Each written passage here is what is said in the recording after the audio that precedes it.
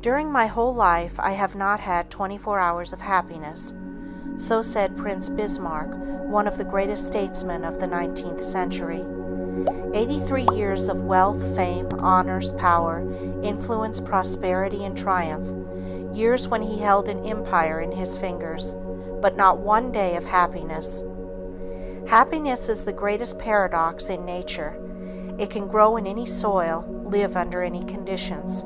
It defies environment.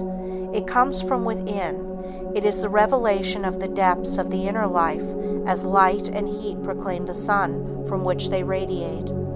Happiness consists not of having, but of being, not of possessing, but of enjoying. It is the warm glow of a heart at peace with itself. A martyr at the stake may have happiness that a king on his throne might envy. Man is the creator of his own happiness. It is the aroma of a life lived in harmony with high ideals. For what a man has, he may be dependent on others. For what he is, rests with him alone. What he obtains in life is but acquisition, but what he attains is growth. Happiness is the soul's joy in the possession of the intangible. Absolute, perfect, continuous happiness in life is impossible for the human. It would mean the consummation of attainments, the individual consciousness of a perfectly fulfilled destiny. Happiness is paradoxic because it may coexist with trials, sorrow, and poverty. It is the gladness of the heart, rising superior to all conditions. Happiness has a number of understudies: gratitude, satisfaction, content, and pleasure, clever imitators that simulate its appearance rather than emulate its method. Gratification is a harmony between our desires and our possessions. It is ever incomplete. It is the thankful acceptance of part. It is a mental pleasure in the quality of what one receives, an unsatisfiedness as to the quantity. It may be an element in happiness, but in itself, it is not happiness. Satisfaction is a perfect identity of our desires and our possessions. It exists only so long as this perfect union and unity can be preserved. But every realized ideal gives birth to new ideals. Every step in advance reveals large domains of the unattained. Every feeding stimulates new appetites. Then the desires and possessions are no longer identical, no longer equal. New cravings call forth new activities. The equipoise is destroyed, and dissatisfaction re-enters. Man might possess everything tangible in the world, and yet not be happy, for happiness is the satisfying of the soul, not of the mind or the body. Dissatisfaction, in its highest sense, is the keynote of all advance, the evidence of new aspirations, the guarantee of the progressive revelation of new possibilities. Content is a greatly overrated virtue. It is a kind of diluted despair. It is the feeling with which we continue to accept substitutes without striving for the realities. Content makes the trained individual swallow vinegar and try to smack his lips as if it were wine. Content enables one to warm his hands at the fire of a past joy that exists only in memory. Content is a mental and moral chloroform that deadens the activities of the individual to rise to higher planes of life and growth. Man should never be contented with anything less than the best efforts of his nature can possibly secure for him. Content makes the world more comfortable for the individual, but it is the death knell of progress. Man should be content with each step of progress merely as a station, discontented with it as a destination, contented with it as a step, discontented with it as a finality. There are times when a man should be content with what he has, but never with what he is. But content is not happiness, neither is pleasure. Pleasure is temporary, happiness is continuous. Pleasure is a note, happiness is a symphony. Pleasure may exist when conscience utters protests, happiness never. Pleasure may have its dregs and its lees, but none can be found in the cup of happiness. Man is the only animal that can be really happy. To the rest of the creation belong only weak imitations of the understudies.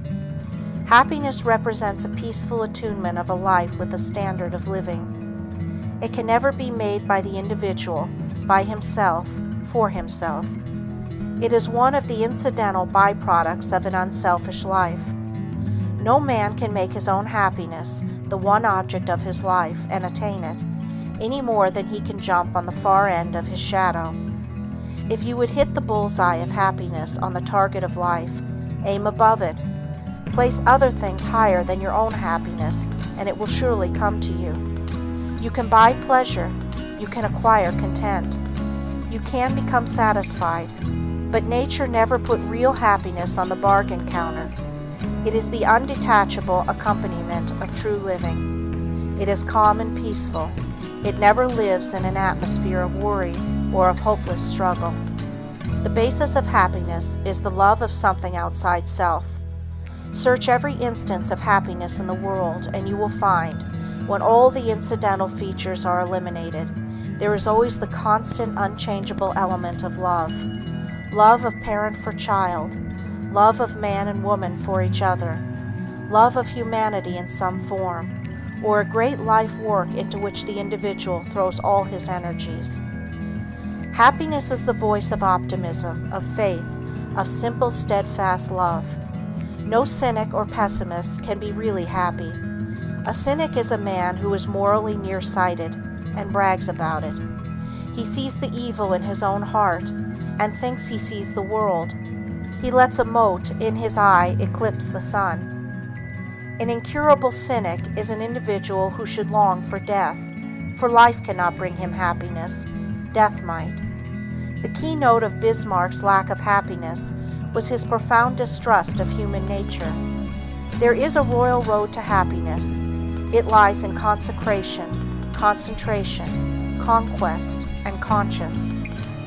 Consecration is dedicating the individual life to the service of others, to some noble mission, to realizing some unselfish ideal. Life is not something to be lived through. It is something to be lived up to.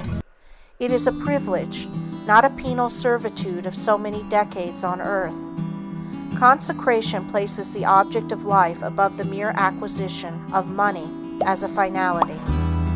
The man who is unselfish, kind, loving, tender, helpful, ready to lighten the burden of those around him, to hearten the struggling ones, to forget himself sometimes in remembering others, is on the right road to happiness. Consecration is ever active, bold and aggressive, fearing naught but possible disloyalty to high ideals. Concentration makes the individual life simpler and deeper.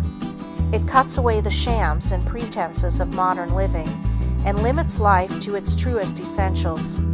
Worry, fear, useless regret, all the great wastes that sap mental, moral, or physical energy must be sacrificed, or the individual needlessly destroys half the possibilities of living. A great purpose in life, something that unifies the strands and threads of each day's thinking, something that takes the sting from the petty trials, sorrows, sufferings, and blunders of life, is a great aid to concentration. Soldiers in battle may forget their wounds, or even be unconscious of them, in the inspiration of battling for what they believe is right. Concentration dignifies a humble life. It makes a great life sublime. In morals, it is a shortcut to simplicity. It leads to right for right's sake, without thought of policy or of reward. It brings calm and rest to the individual, a serenity that is but the sunlight of happiness. Conquest is the overcoming of an evil habit, the rising superior to opposition and attack, the spiritual exhalation that comes from resisting the invasion of the groveling material side of life. Sometimes when you are worn and weak with the struggle, when it seems that justice is a dream, that honesty and loyalty and truth count for nothing, that the devil is the only good paymaster, when hope grows dim and flickers, then is the time when you must tower in the great sublime faith that right must prevail. Then you must throttle these imps of doubt and despair. You must master yourself to master the world around you. This is conquest. This is what counts. Even a log can float with the current. It takes a man to fight sturdily against an opposing tide that would sweep his craft out of its course. When the jealousies, the petty intrigues, and the meanness and the misunderstandings in life assail you, rise above them. Be like a lighthouse that illumes and beautifies the snarling, swashing waves of the storm that threaten it, that seek to undermine it, and seek to wash over it. This is conquest. When the chance to win fame, wealth, success, or the attainment of your heart's desire, by sacrifice of honor or principle, comes to you, and it does not affect you long enough even to seem a temptation, you have been the victor.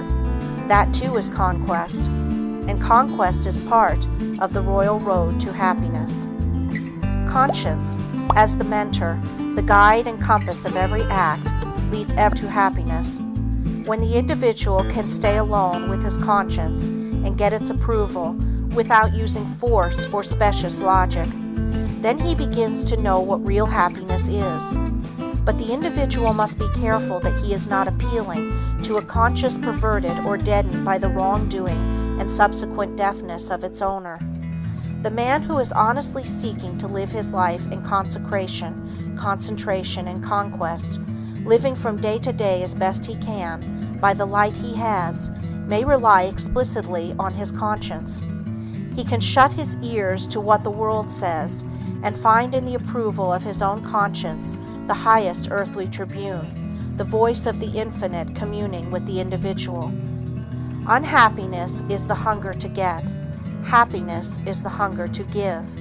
True happiness must ever have the tinge of sorrow outlived, the sense of pain softened by the mellowing years, the chastening of loss that in the wondrous mystery of time transmutes our suffering into love and sympathy with others.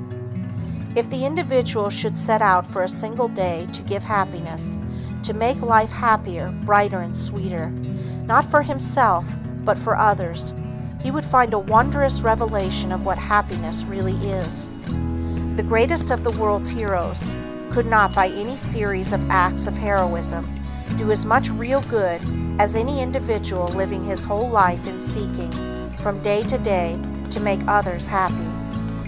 Each day there should be fresh resolution, new strength, and renewed enthusiasm. Just for today might be the daily motto of thousands of societies throughout the country, composed of members bound together to make the world better through constant simple acts of kindness, constant deeds of sweetness and self-love. And happiness would come to them in its highest and best form, not because they would seek to absorb it, but because they seek to radiate it.